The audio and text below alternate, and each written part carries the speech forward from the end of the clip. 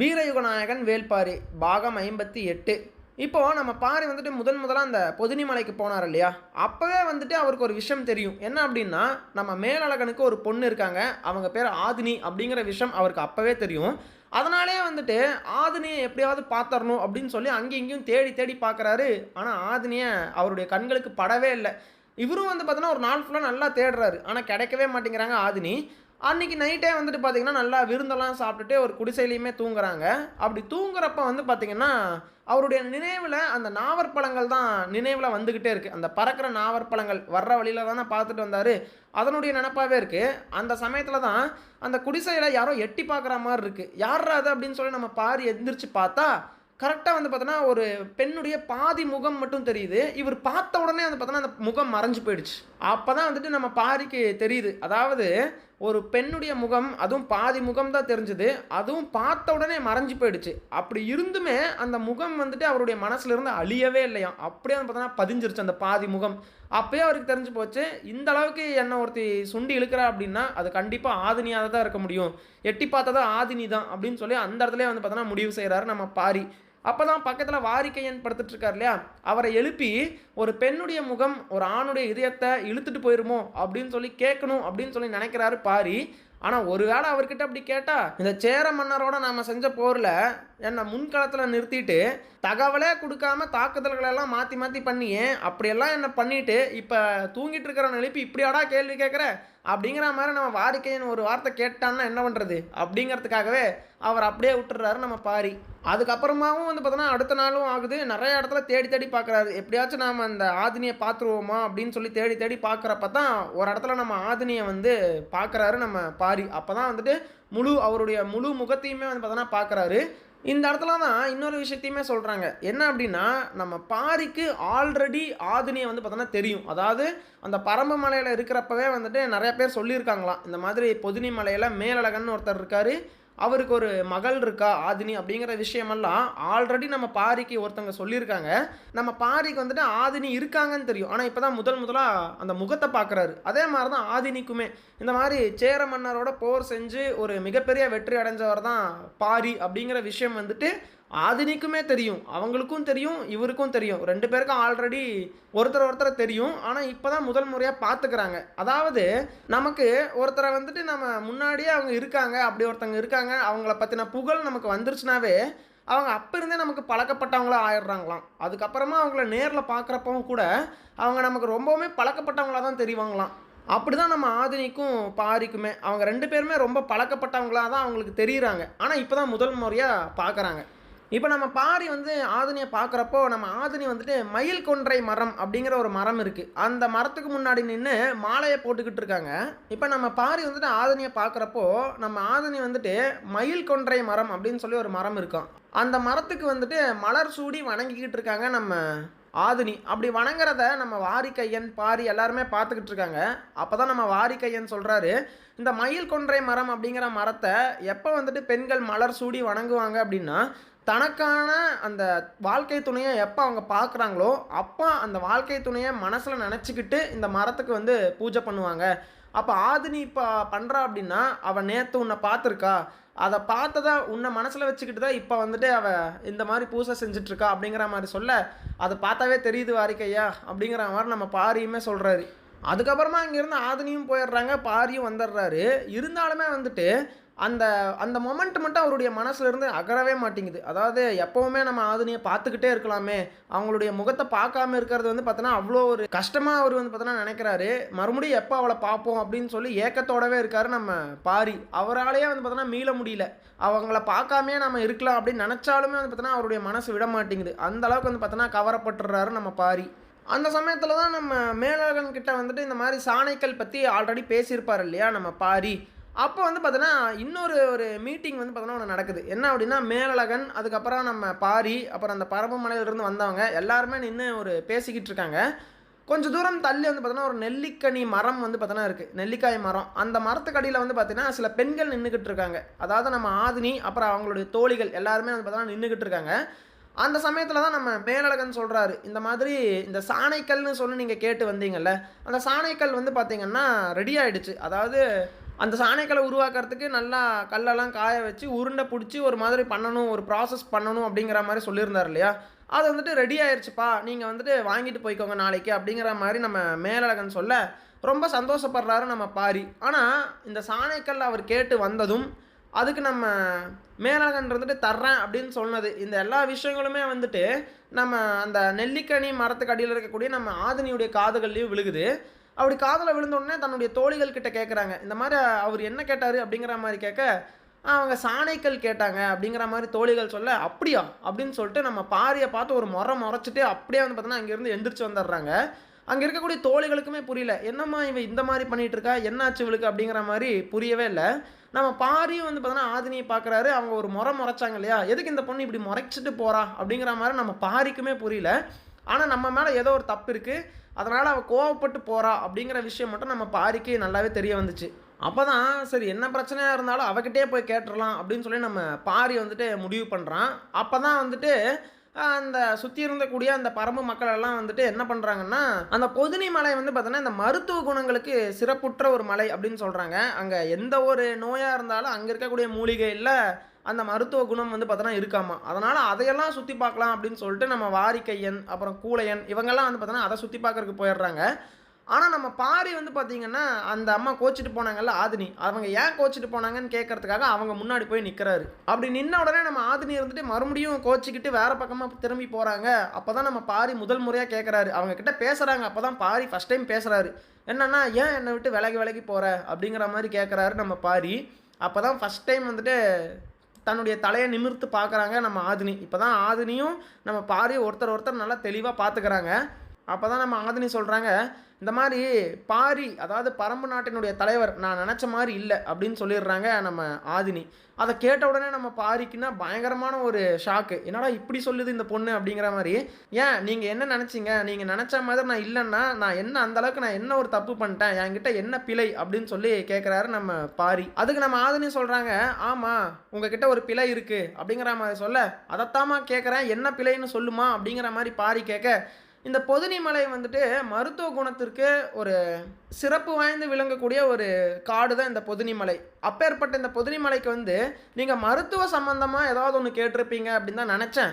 ஆனா நீங்க அத விட்டுட்டு சாணைக்கல் வேணும் அப்படின்னு சொல்லி கேட்டீங்க. இத நான் எதிர்பார்க்கவே இல்ல. அப்படிங்கிற மாரி சொல்றாங்க நம்ம ஆதினி. ஏம்மா இதுதான் உன் பிரச்சனையாம்மா? மருத்துவ குணம் அப்படிங்கிறது தேவைப்படுறப்ப நான் கேட்டிருப்பேன். இப்ப எனக்கு அந்த மருத்துவம் ரீதியா எதுவுமே தேவைப்படல. மருத்துவம் வந்து பரம்பு நாட்டுல இருக்கக்கூடிய மூலிகைகள்லயே எங்களுக்கு கிடைக்குது.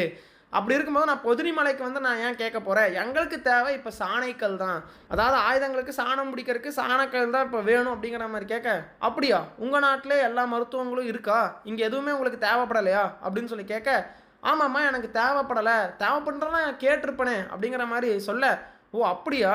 அதாவது பொதினி மலையில இருக்கக்கூடிய இந்த மருத்துவ குணத்தினுடைய எந்த உதவியும் தேவைப்படாது உங்க பரம்பு நாட்டுக்கு.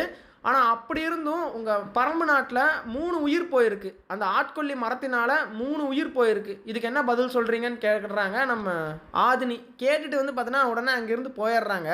அந்த ஒரு விஷயத்த கேட்ட உடனே நம்ம பாரிக்கு அப்படியே நெஞ்சே அடைச்சு போன மாரி இருக்கு. இந்த விஷயமெல்லாம் இந்த பொண்ணுக்கு எப்படிம்மா தெரிஞ்சது? அதாவது நம்ம தேக்கனுடைய 3 பசங்க ஆட்கொல்லி மரத்தினால செத்து போனாங்கல்ல.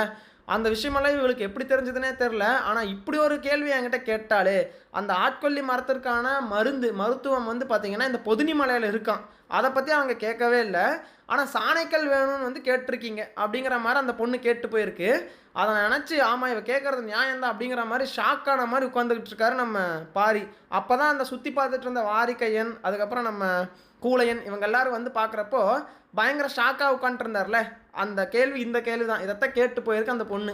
அப்போ உடனே வந்து பார்த்தோன்னா, நம்ம பாரி ஒரு முடிவு எடுக்கிறாரு. ஓகே நாம சாணைக்கல்ல விட நமக்கு வந்து அந்த மருத்துவம் தான் ரொம்ப முக்கியம். அந்த ஆட்கொல்லி மரத்தினுடைய அந்த மருத்துவம் இருக்கு இல்லையா? அந்த மருந்து மூலிகைகள். அததான் நமக்கு ரொம்ப முக்கியம்னு சொல்லிட்டு, உடனே நம்ம மேலழகன் கிட்ட போறாரு. மேலழகன் இருந்துட்டு, "வாங்க, வாங்க. நீங்க கேட்ட மாரி சாணைக்கல் ரெடி ஆயிருச்சு. நாளைக்கு நான் உங்கள கூட்டிட்டு போய் காட்டுறேன்." அப்படிங்கிற மாரி சொல்ல, "இல்ல, இல்ல எனக்கு சாணைக்கல் வேண்டாம்." அப்படின்னு சொல்லிடுறாரு நம்ம பாரி. "ஓ! சாணைக்கல் வேண்டாமா? இங்க மருத்துவ குணங்கள் அதிகமா இருக்கும். அதனாலேயே இந்த ஆட்கொல்லி மரத்தினால உங்க ஊர்ல 3 பேர் இறந்து போனாங்க. அந்த விஷயம் எனக்கும் தெரியும். அதனால நீங்க அந்த மருந்த தான் கேட்க போறீங்கன்னு எனக்கு நல்லாவே தெரியும்." அப்படிங்கிற மாரி சொல்ல, "இல்ல, இல்ல எனக்கு அந்த மருந்தும் வேணாம்." அப்படிங்கிற மாரி சொல்லிடுறாரு நம்ம பாரி. "என்னங்க சொல்றீங்க? சாணைக்கல்லும் வேணான்ட்டீங்க, அந்த மருந்தும் வேணாங்கிறீங்க. வேற என்னங்க வேணும்?" அப்படிங்கிற மாரி சொல்ல, வேற எனக்கு ஒன்று வேணும், அது என்னன்னா அதை உங்கள் பொண்ணுக்கிட்ட போய் கேளுங்க அப்படின்ட்டாரு நம்ம பாரி. நம்ம மேலழகனுக்கு ஒன்றுமே புரியல. என்னது சாணைக்கல்லும் வேணாம், அந்த மருந்தும் வேணாம், ஆனால் பொண்ணுக்கிட்ட போய் கேட்டால் அந்த பொண்ணு என்ன சொல்ல போகிறா, ஆதினிக்கிட்ட என்னத்தை போய் நான் கேட்குறது அப்படின்னு சொல்லிட்டு ஆதினிக்கிட்ட போகிறாரு நம்ம மேலழகன். இந்த மாதிரி பாரிக்கு வந்து ஏதோ ஒன்று வேணுமாம்மா, அது என்னன்னு உங்ககிட்ட கேட்க சொல்கிறாரு, அது என்ன நீ சொல்லுமா அப்படிங்கிற மாதிரி சொல்ல, அப்போ தான் நம்ம பாரி ஒரு விஷயத்த நினைக்கிறாரு. என்ன அப்படின்னா, தனக்கு என்ன வேணும் அப்படிங்கிறத அந்த பரம்பு நாட்டினுடைய தலைவனான பாரி அந்த பரம்பு நாட்டுக்கு என்ன வேணும்னு அவன் கணிக்கிறத விட அந்த பொண்ணு சூப்பராக கணிச்சிருக்கு. இதுதானே வந்து பார்த்தோன்னா இப்போ நம்ம பார்த்தோம்.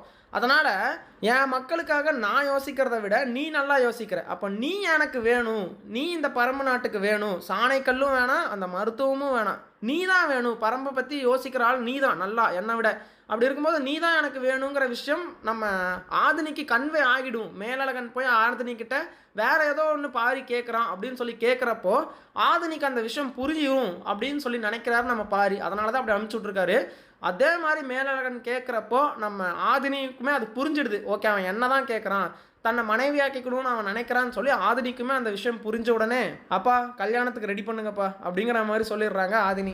அப்போவும் நம்ம மேலழகனுக்கு ஒன்றுமே புரியல. என்னம்மா சொல்கிற, கல்யாணத்துக்கு ரெடி பண்ணுறதா, யாருமா பொண்ணு மாப்பிள்ள, யாருடைய கல்யாணத்தமா ரெடி பண்ண சொல்கிற அப்படின்னு சொல்லிட்டு மேலழகனுக்கு ஒன்றுமே புரிய மாட்டேங்குது. அப்பா இன்னுமாப்பா உங்களுக்கு புரியல, அவன் சாணைக்கல்லும் வேணான்னு சொல்லிட்டான், அதே மாதிரி அந்த மருத்துவமும் வேணான்னு சொல்லிட்டான், அதையும் தாண்டி ஒன்று வேணும்னு சொன்னான்ல, அது நான் தான்ப்பா. அதாவது நான் வந்துட்டு பரம்பு மக்களை பற்றி நல்லா யோசிக்கிறேன், அவனை விட மேலே யோசிக்கிறேன். அதனால் நான் அந்த பரம்பு நாட்டில் இருந்தால் மக்கள் நல்லா இருப்பாங்கன்னு அவன் யோசிக்கிறான். அதனால தான் அவன் என்ன கேட்குறான், பொண்ணு கேட்குறான்ப்பா, புரியுதாப்பா உங்களுக்கு, அதனால தான் கல்யாணத்துக்கு நான் ஏற்பாடு பண்ண சொன்னேன் அப்படின்னு சொன்ன உடனே நம்ம மேலழகனுக்கு அப்போ தான் புரியுது. அதுக்கப்புறம் நம்ம மேலழகன் வந்து எதுவுமே பேசலை. அவங்க முடிவுக்கு வந்து பார்த்தோன்னா மௌனத்திலேயே வந்து பார்த்தோன்னா ஓகே சொல்லிடுறாரு நம்ம மேலழகன். அப்போவே வந்துட்டு பரம்பு மக்களையெல்லாம் போய் விழாவுக்கு கூட்டிகிட்டு வாங்க, அதாவது திருமண விழா இங்கே நடக்க போகுது, போய் பரம்பு மக்களையெல்லாம் கூப்பிட்டு வாங்கன்னு சொல்லி வீரர்களை அனுப்பி வைக்கிறாங்க. அன்றைக்கி நைட்டே வந்து பார்த்தோன்னா அங்கே இருக்கக்கூடிய மற்ற வீரர்கள் அப்புறம் பரம்பை சேர்ந்தவங்க எல்லாருக்குமே வந்து பார்த்தோன்னா சுனை நீரோட இறைச்சியை வந்து பார்த்தோன்னா பரிமாறுறாங்க. இறைச்சி அதாவது கறி சாப்பிடுவோம்ல, அந்த கறியோட சேர்த்து சுனை நீர், அதாவது அவங்களுடைய சுனையிலேருந்து வரக்கூடிய ஒரு நீர் வந்து பார்த்தோன்னா இருக்கா, அது அங்கே ரொம்ப டேஸ்ட்டாக இருக்குமா, அந்த நீரை வந்து பார்த்தோன்னா பரிமாறுறாங்க. பரிமாறி இந்த காம்பினேஷனுக்கு ஈடு என எதுவுமே இல்லைப்பா அப்படிங்கிற மாதிரி நம்ம மேலழகன் வந்து பயங்கரமாக வந்துட்டு அதை பற்றி புகழ்ந்து பேசுகிறாரு. அப்போ தான் நம்ம மேலழகனுமே அந்த விருந்தை சாப்பிட்டுக்கிட்டே ஒரு விஷயம் சொல்கிறாரு. என்ன அப்படின்னா, அந்த மயில் கொன்றை மரம்னு சொல்லி ஒரு மரத்துக்கு நம்ம ஆதினி வந்துட்டு பூஜை பண்ணிட்டு இருந்தாங்கல்ல, அப்போவே வந்துட்டு இந்த திருமணம் முடிவாயிருச்சுப்பா அப்படிங்கிற மாதிரி நம்ம மேலழகன் சொல்ல, அதுக்கு பக்கத்தில் உட்காந்து சாப்பிட்டு இருந்த நம்ம வாரிக்கையன் வந்துட்டு சிரிக்கிறாரு. என்னப்பா சிரிக்கிற அப்படின்னு சொல்லி கேட்டால், அந்த மயில் கொன்றை மரத்துக்கு அவங்க பூஜை பண்ணுறதுக்கு முன்னாடியே திருமணம் ஃபிக்ஸ் ஆயிடுச்சுங்க அப்படிங்கிற மாதிரி சொல்ல, என்னப்பா சொல்கிறீங்க, அதுக்கு முன்னாடியே எப்படி ஃபிக்ஸ் ஆச்சு அப்படின்னு சொல்லி கேட்க, ஆமாம் நம்ம பாரி வந்துட்டு ஆக்சுவலாக இந்த ஊருக்கு வந்ததுக்கான காரணமே ஆதினி தான். வெறும் சாணைக்கல்லை மட்டும் வாங்கிட்டு வர சொல்லி அவர் நினச்சிருந்தாருன்னா எங்களை மட்டும் அனுப்பியிருப்பார், நாங்கள் மட்டும் வந்து வாங்கிட்டு வந்திருப்போம். ஆனால் அவரே அந்த குலத்தலைவனே வந்திருக்கார் அப்படின்னா உங்கள் ஆதினியை பார்க்கறதுக்காக தான் அவர் வந்தார் அப்படிங்கிற மாதிரி சொல்ல, அப்படியா ஆதினி பற்றின விஷயம் நம்ம பாரிக்கு எப்படி முன்னாடியே தெரிஞ்சுது அப்படிங்கிற மாதிரி மேலழகன் கேட்க, ஆமாம் இந்த மாதிரி ஒரு பாணன் வந்து என்ன சொல்லியிருப்பார், அதாவது சாணைக்கல் அப்படின்னு சொல்லி ஒரு கல் பொதினி மலையில் இருக்குது, அங்கே வந்து இந்த ஆயுதத்தை கூர்மை செய்யக்கூடிய ஒரு வகை கல் அது அப்படிங்கிற மாதிரி அந்த பாணன் சொன்னார் இல்லையா. அந்த பாணன் வந்துட்டு பாரிக்கிட்ட அங்கே ஒரு அழகான பெண் இருக்கா, ஆதினிங்கிற ஒரு பெண் இருக்காங்கிறதையுமே சொல்லியிருக்காரு. அங்கே வந்து பார்த்தோன்னா நம்ம பாரிக்கு விஷயம் தெரிஞ்சிருக்கு. நம்ம பாரி வந்துட்டு அடிக்கடி இந்த ஆதினியை பற்றி தான் விசாரிப்பாராம் நம்ம பாணன்கிட்ட. இந்த கல்லை பற்றி அவர் விசாரிக்கிறத விட இந்த ஆதினியை பற்றி தான் அவர் அதிகமாக விசாரிச்சிருக்காரு நம்ம பாரி. அதனால் ஆதினியை பார்க்கணும், ஆதினியை எப்படியாவது கல்யாணம் பண்ணிக்கணுங்கிற ஒரு ஆசையில் தான் வந்துட்டு நம்ம பாரி இந்த ஊருக்கே வந்தாரே தவிர சாணைக்கல் ரெண்டாவது காரணம் தான் அப்படிங்கிற மாதிரி நம்ம வாரிக்கையன் சொல்கிறாரு. சொல்லிவிட்டு, அதாவது நீங்கள் இந்த சுனை நீரோட இந்த இறைச்சியை சேர்த்தீங்கல்ல, ஒரு பயங்கரமான காம்பினேஷன் சொன்னீங்கல்ல, அதே மாதிரி நம்ம பாரி ஆயுதத்தோட நம்ம ஆதினியை சேர்த்துட்டாப்புல அப்படிங்கிற மாதிரி சொல்லிட்டு எல்லாரும் அங்கே கலகலன்னு சிரிக்கிறாங்க. இப்போ அப்படியே இரவு நேரம் ஆக ஆரம்பிக்குது. நம்ம பாரி வந்துட்டு பார்த்தோன்னா ஒரு குன்றின் மேலே அமர்ந்துட்டு அப்படியே வானத்தை பார்த்துக்கிட்டு இருக்காரு. அந்த சமயத்தில் நம்ம ஆதினி அங்கே வராங்க. அங்கே வந்து அவருடைய தோளில் வந்து பார்த்தோன்னா மெல்லமாக சாஞ்சு அப்படியே வந்துட்டு பேச ஆரம்பிக்கிறாங்க. அப்போ தான் நம்ம பாரி வந்துட்டு யோசிச்சுக்கிட்டு இருக்காரு. நம்ம ஆதினி கேட்குறாங்க, என்ன யோசிச்சுக்கிட்டு இருக்க அப்படின்னு சொல்லி கேட்க, ஒரு சிறந்த தலைவனுக்கு எது அழகு அப்படின்னு சொல்லி கேட்குறாரு நம்ம பாரி. அதை கேட்ட உடனே நம்ம ஆதினிக்கு பயங்கரமாக ஒரு ஷாக்கு. அதனால் அவங்க பதிலே சொல்லாமல் இருக்காங்க. ஏன் பதில் சொல்ல மாட்டேங்கிற அப்படின்னு சொல்லி பாரி கேட்க, ஒரு அழகான தலைவன் தன் குலத்தோடு சேர்த்த பிறகு நான் சொல்வதற்கு என்ன இருக்கு அப்படிங்கிற மாதிரி சொல்கிறாங்க நம்ம ஆதினி. சொல்லிட்டு நம்ம பாரியவே பார்த்துக்கிட்டு இருக்காங்க. அப்போ தான் நம்ம பாரி சொல்கிறாரு, இந்த மாதிரி என்னை விட என்னுடைய நாட்டு மக்களை பற்றி சிந்திக்கிற மாதிரியான ஒரு துணைவி எனக்கு அமைஞ்சிருக்கு பார்த்தியா, இப்படிப்பட்ட ஒரு உணர்வு எனக்கு எப்படி இருக்குது தெரியுமா அப்படிங்கிற மாதிரி சொல்கிறாரு நம்ம பாரி. அதுக்கு நம்ம ஆதினி இருந்துட்டு, உன்னோட கைகளை கோர்த்து உன் தோளில் சாஞ்சி இப்போ நான் தூங்கிட்டு இருக்கேன்ல, உன்னுடைய ஆற்றல் என் உடலில் எந்த அளவுக்கு இருக்குது தெரியுமா அப்படிங்கிற மாதிரி மறுபடியும் கேட்க, அதுக்கு நம்ம பாரி இருந்துட்டு எனக்கு தெரியல அப்படிங்கிறாரு. இந்த அறியாமல் தான்ப்பா எனக்கு உங்ககிட்ட ரொம்ப பிடிச்சிருக்கு அப்படிங்கிற மாதிரி ஆதினியுமே சொல்கிறாங்க. இப்போ அப்படியே வந்துட்டு நம்ம ஆதினி நம்ம பாரியுடைய கண்களை மூட சொல்கிறாங்க. அவருமே கண்களை மூடிடுறாரு. அப்படியே நம்ம ஆதினி வந்துட்டு பாரியை விட்டு கொஞ்சம் விலகி வராங்க. தன்னை விட்டு அவள் விலகி போகிறா. இவ்வளோ நேரம் தன்னோட சேர்ந்து இருந்த ஒரு உடல் வந்துட்டு விலகி போகுது அப்படிங்கிற ஒரு நினப்பில் இருக்காரு நம்ம பாரி. இப்போ அப்படியே வந்து பார்த்தோன்னா நம்ம பாரி முன்னாடி வந்து அவங்க நிற்கிறாங்க. நின்று இப்போ கண்ணை தொற அப்படின்னு சொல்லி சொல்கிறாங்க. கண்ணை திறந்தா தான் எதிரில் வந்து பார்த்தீங்கன்னா ஆதினி நின்றுக்கிட்டு இருக்காங்க. அப்படியே ஒரு திசையில் கையை காட்டி, அதுவும் அங்கே பாரு அப்படிங்கிற மாதிரி சொல்ல, ஒரு மிகப்பெரிய மலை உச்சி, அந்த மலை உச்சியில இருந்து வந்து பார்த்தோன்னா ஏகப்பட்ட அந்த பறக்கும் நாவற்பழங்கள் இருக்குல்ல, சிறு நாவற்பழங்கள், அதெல்லாமே வந்து பார்த்தோன்னா அந்த காற்றுல அடிச்சுக்கிட்டு வருது. காற்றுல அடிச்சுக்கிட்டு இவங்களை நோக்கி வருது. ஏகப்பட்ட நாவற்பழங்கள் வந்து பார்த்தோன்னா வந்து அவங்கள அப்படியே சூழ்ந்துடுது.